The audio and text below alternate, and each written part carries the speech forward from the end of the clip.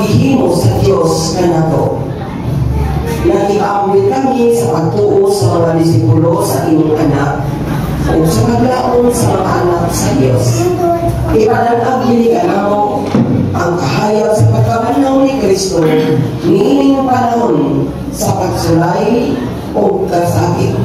Samtang nag-ampo kami alang kang Kristina o sa tanan na nagmahal kaniya. Pinaagi ni Kristo ang among Ginoo. Amen. Tayo sa paglingkod. Puloy-anan dito sa langit.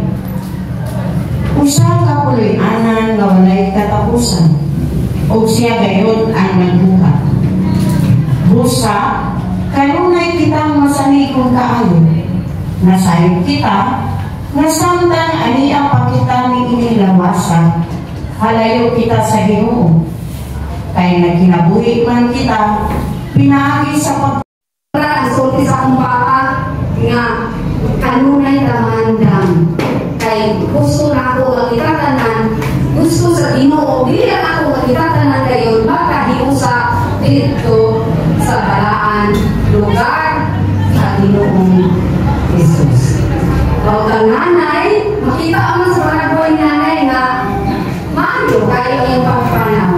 O kani, makita mo na taas mo lang nila yan sa ang pagbasa ko itong paglantaon o paghinukutan ang preparasyon sa ato na pagsugat dani nga panahon na kalihadani kang nanay sa diyang buhi pa kita.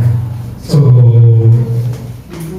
iyon man nga malipay ang pergilan sa baha, sa daday, sa iha, at dapat mga kanibigod kung kasi na selamat kayo kasi po na wala sa itong panahon nila. Lahat na misunti sa selamat.